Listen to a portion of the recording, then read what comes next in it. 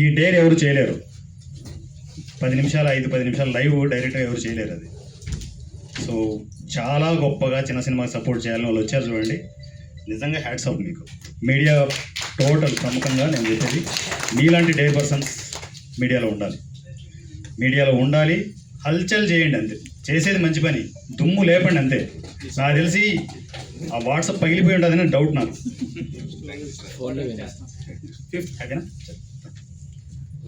5th